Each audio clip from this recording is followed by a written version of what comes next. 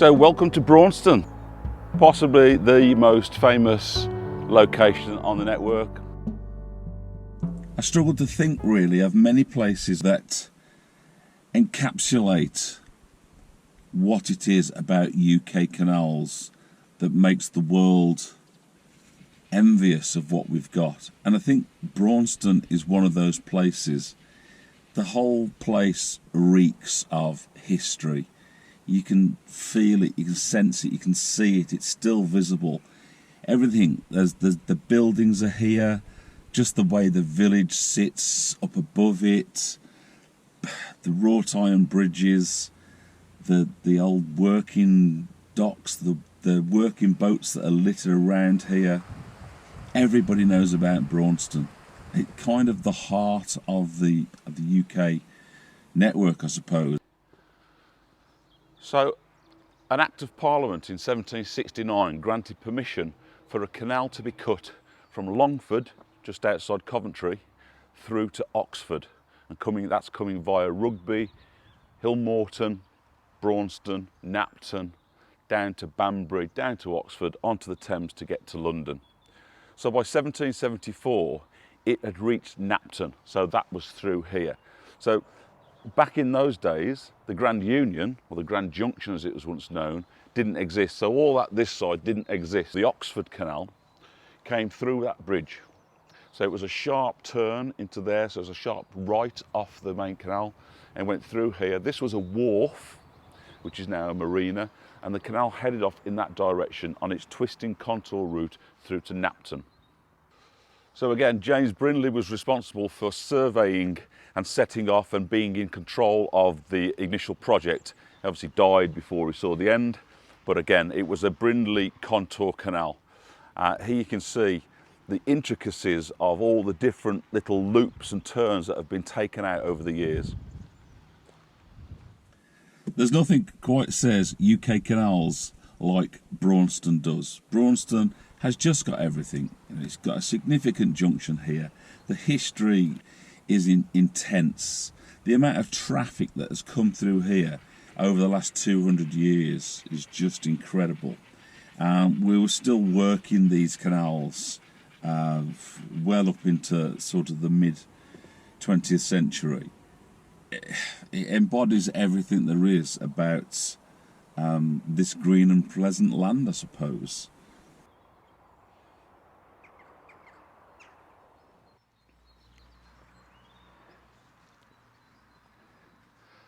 So welcome to All Saints Church in Braunston. So this place actually dominates the landscape from around here. If you're coming in on a canal from anywhere, you see Braunston Church a long time before you actually reach Braunston. It's got a very high steeple.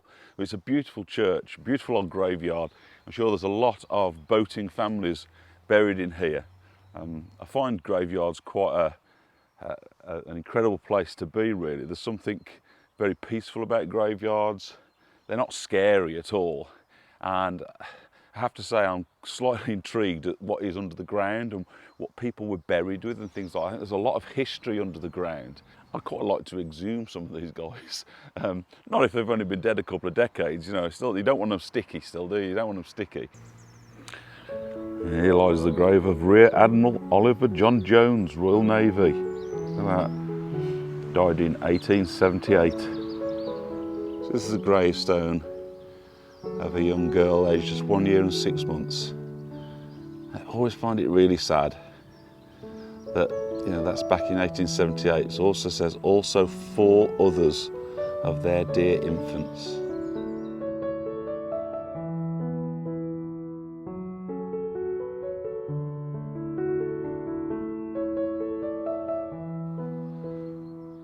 And here we have the beautiful twin wrought iron bridges to complement the other one that is the entrance to the marina, created at the Horsley Ironworks, Black Country. So these didn't exist when the original Oxford Canal came in. It came from there, it went in that direction, and then it turned sharp right into what is now the marina, and then headed off towards Knapton.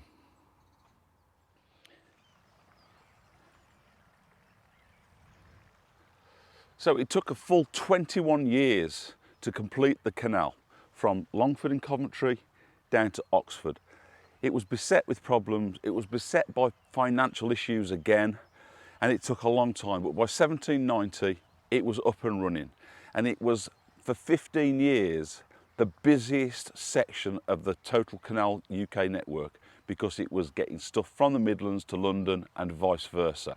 But all that changed because in 1805 the HS2 of its day arrived on the scene.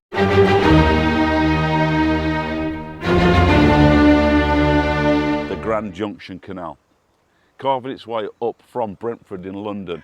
It was wider, it was straighter, it had double width locks. It was so much more efficient. It carved off a load of time that was taken on the Oxford Canal. That twisting canal of Brindley's was a major headache. Obviously levels were inconsistent. The upper Thames was inconsistent. It was shallow in places. It would flood badly. So it was very inconsistent. The Grand Junction Canal was very consistent. So as the sign says, Oxford or Birmingham in that direction.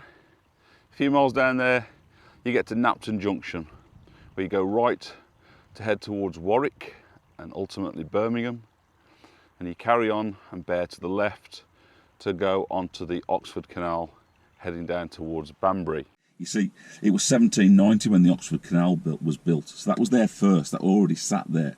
Then in 1799 the Birmingham to Napton Canal linked into it. So that was Birmingham onto the Oxford Canal.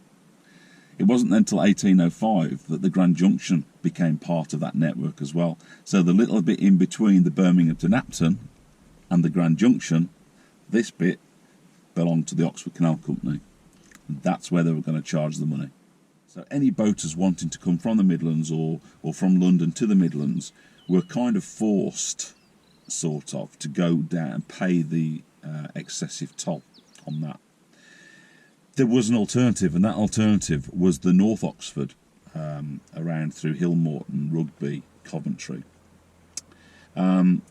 And indeed that's what started to happen. A lot of traffic started bypassing Birmingham. It started coming around it from Fradley. It would come round there out of Birmingham. It would come down the Birmingham Fazeley, join onto Fazeley, then to Coventry, round and onto the Grand Junction at Braunston without touching that little section of the Oxford Canal. So all of that extra traffic now was challenging the North Oxford and the Coventry Canal. And because they were, again, contour canals designed by Brindley, they were really inefficient. And on top of that, the flight of 3 locks at Hillmorton were also a massive bottleneck. So Brindley's old contour canals used to twist and wind everywhere. So they had to do some major work on that to straighten those out. So Mr. Brudell, a very famous gentleman, was tasked with resurveying the whole of that Oxford Canal, the North Oxford Canal. And he brought about many changes. Of course, he was 50, 60 years on from Brindley's death. So again, the ability to do things was now different. Tooling was different. The understanding of how to cut through the land was different. So he was able to look at it and lop off a lot of the little twists and turns and loops and really sort of straightened it out, so made it more efficient. And also then looked at the locks at Hillmorton, narrowed them so that they needed less water to fill and to empty, so that was quicker, but also doubled them up. So instead of just it being 3 single locks, there were now 3 pairs of single locks, so 2 boats could be going at any one time. So that again massively changed things. And there was a very efficient process there, and indeed they got that process down to getting through a lock in 1 minute 20 seconds, which was incredible.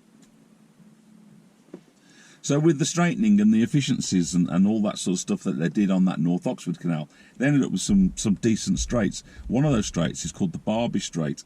They used that as a section to do a test. So one of the first wrought iron boats of its kind, called Swallow, was hooked up to 2 horses And those two horses took that boat at 12 miles an hour. They covered 1.5 miles of canal in about 7.5 minutes. That was phenomenal.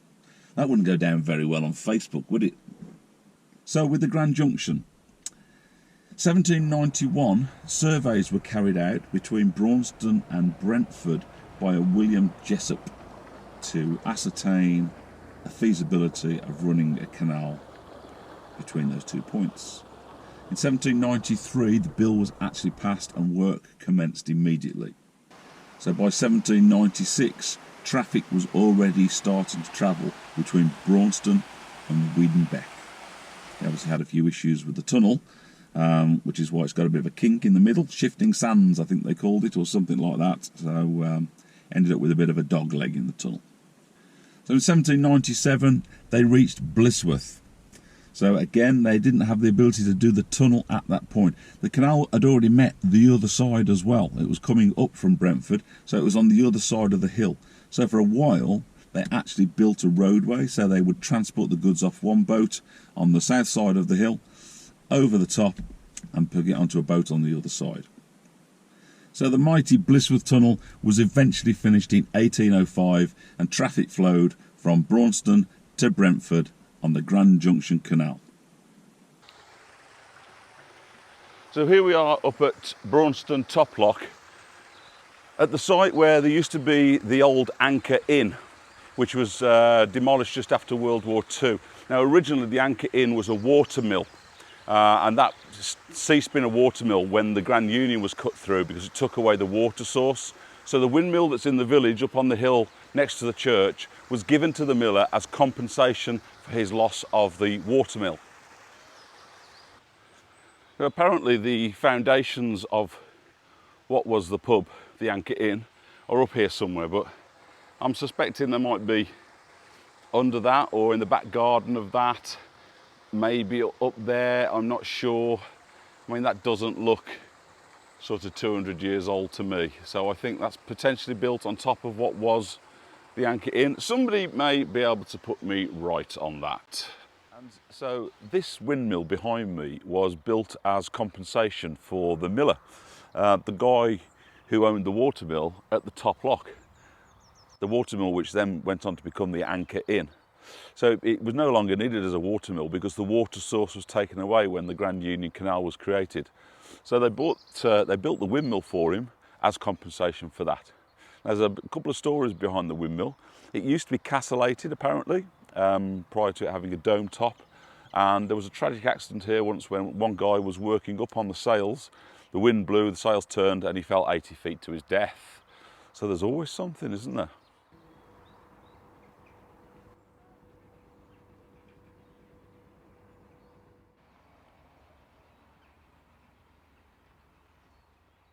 And here we have the Gongoozler's Rest Floating Boat Cafe.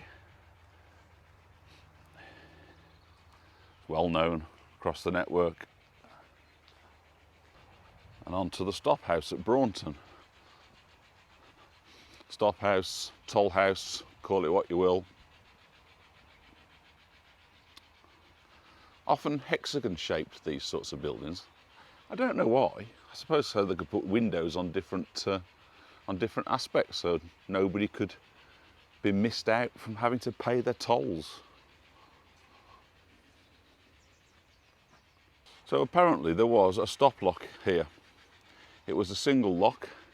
It was then made into a double lock, I suppose, because of the Grand Union. And then it was taken out altogether. Everything you would expect to find. Some water points, an Elsam point. There are plenty of moorings here, but it is such a busy place that they're very often hard to come by. Some of them are longer term CRT moorings. A lot of them are 48 hours. And if you're lucky enough and you want to go to the pub, there are some moorings actually outside the boathouse. Well, Mrs. Lumsden's not going to be too happy because these towpaths are wet, and these boots she bought me for Christmas. Oh Lord.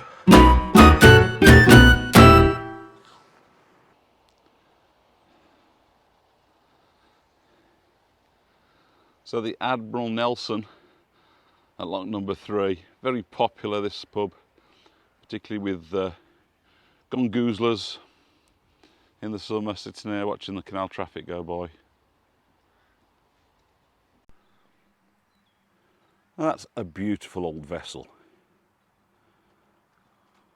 Somebody out there might be able to tell me exactly what it is, being not knowledgeable at all, but it's obviously, well, it looks to me like it's seafaring because of the way it's kind of all enclosed. Am I wrong or right? I don't know. Somebody let me know what that is. I've seen it parked here over the last couple of years now. I've never actually seen it moving, but it's a beautiful thing. I'd like to see inside it.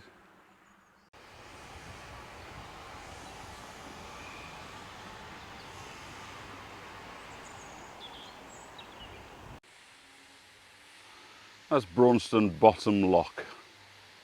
Again, you come immediately off the locks into a hive of activity.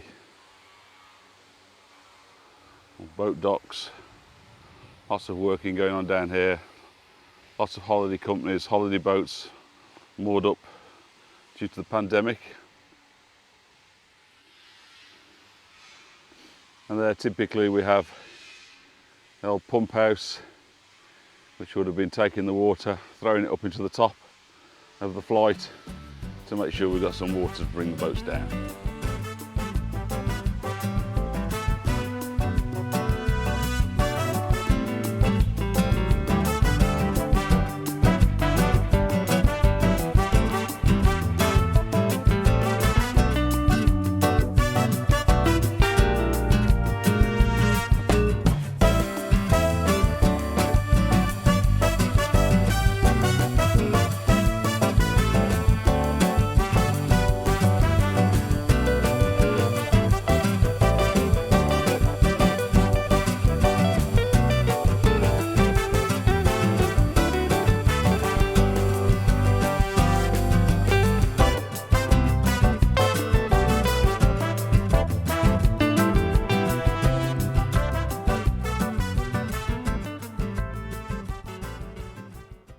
So I know across the UK canal network there are many famous places, many well-known places, but none so much as Braunston. Everybody knows Braunston. There are many historic gatherings here.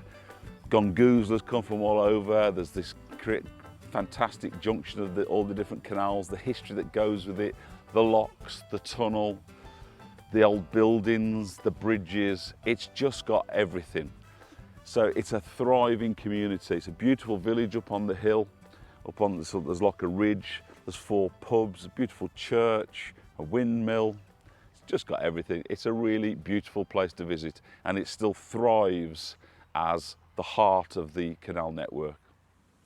So hopefully I've managed to share with you today the wonders of Braunston. You probably know a lot of the facts because Braunston is so well known. I continue to be amazed at the amount of political, aggressive fighting really between all of these different companies back then. But I suppose it was like discovering oil, wasn't it? Discovering that they could suddenly shift so much commercial traffic, so the weight of goods and supplies that could be taken, and then suddenly that realization that, wow, if we cut a piece of earth out of here and fill it with water, somebody can float a boat along it.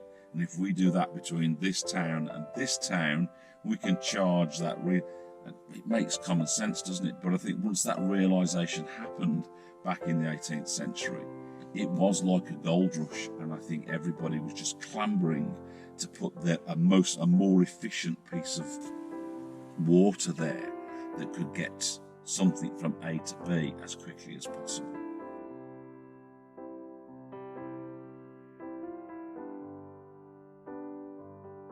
So I'll see you next time at Great Haywood. Bye for now.